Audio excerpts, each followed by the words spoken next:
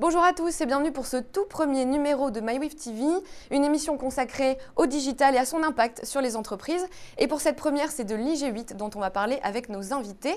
Alors, quand les cadors du web se retrouvent sous une tente pendant 2 jours aux Tuileries, qu'est-ce que ça donne et surtout, qu'est-ce que ça implique pour les entrepreneurs du web? La réponse, c'est tout de suite avec nos invités et c'est dans MyWave TV.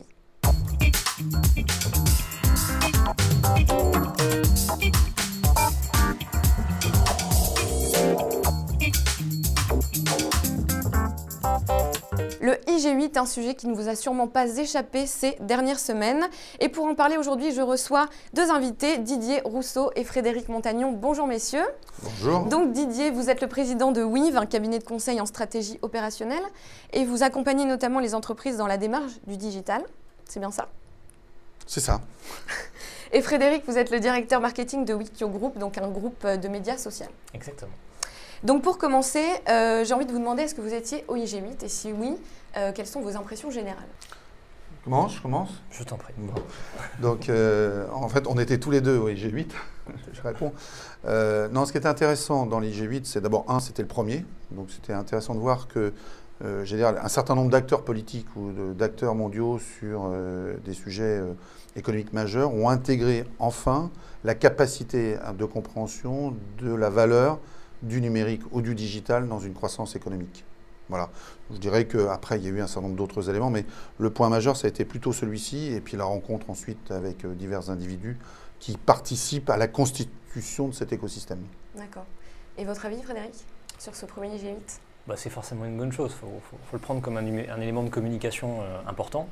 C'est important pour tous les acteurs, c'est important pour les gens qui travaillent dans cette industrie et dans tout cet écosystème, parce que ce n'est pas uniquement une industrie de pure player, et c'est ce qu'on a pu voir au travers des chiffres qui ont été publiés.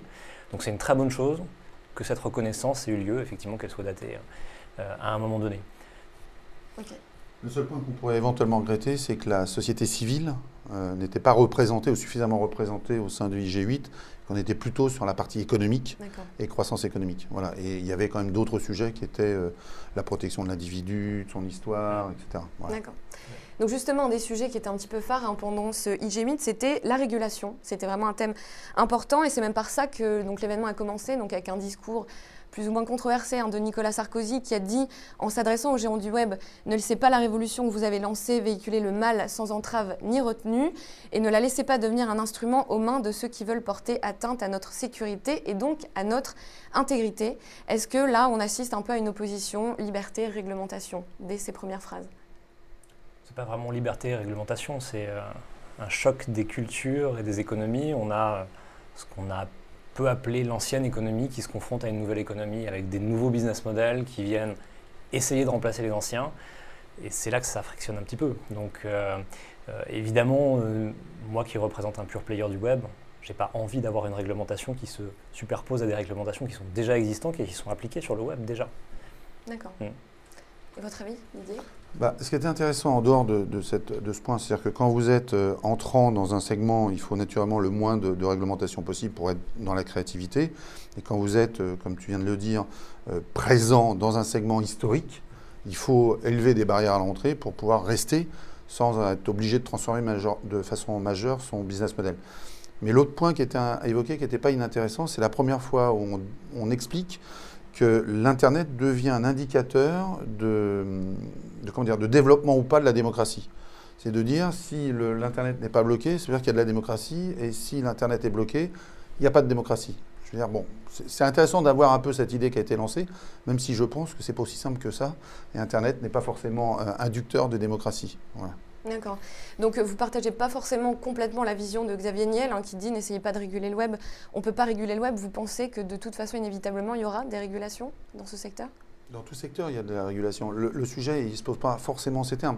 Le sujet, c'est de dire comment je laisse de la créativité, de la capacité à créer des nouvelles entreprises, de nouveaux espaces, des nouvelles communautés, des nouveaux partages face à des réglementations. Il faut un équilibre qui soit relativement intéressant pour que les anciens ne bloquent pas les nouveaux. Voilà. Si on part du principe que le digital participe à la croissance économique des pays, comment fait-on pour conserver ce dynamisme? Voilà. D'accord. Et le point de Xavier Niel, en fait, c'est de dire que les technologies, de toute façon, vont tellement vite que ce n'est pas la peine d'essayer de les rattraper avec un système législatif qui sera de toute façon plus lent. Ce qui se passe avec Adopi en ce moment, où de toute façon, C'est impossible de bloquer ou de couper des réseaux. Voilà. D'accord. Et est-ce que vous voyez dans les entreprises que vous accompagnez, par exemple, est-ce qu'elles sont sensibles justement à ces questions de régulation? Pour elles, ça ne change pas grand-chose? Bah si, pour eux, c'est important, puisqu'ils sont dans un espace où ils ne sont pas forcément dans le digital, et donc ils vont investir très lourdement dans le digital pour un certain nombre. Donc il leur faut, à un moment donné, de la norme, de la réglementation pour stabiliser leurs investissements. Donc pour certains, ils sont plutôt dans ces modèles, pour des modèles un peu traditionnels. Mais pour d'autres segments, pour d'autres entreprises avec qui on est, eux, au contraire, ils demandent une vitesse de transformation majeure. Et donc la réglementation n'est pas le problème, c'est de trouver de la créativité, transformer les business models pour avoir une valeur ajoutée différente. D'accord. Vous avez un avis aussi là-dessus? L'innovation, de toute façon, à partir du moment où on essaye d'innover, on est en train de modifier l'existant, en train de le casser parfois. Au final, on en sort en général grandi, en tout cas on crée de la valeur. Le problème, c'est qu'effectivement, entre ceux qui innovent et qui prennent la valeur, et puis ceux qui laissent partir leur business model, là aussi, il y a forcément une confrontation.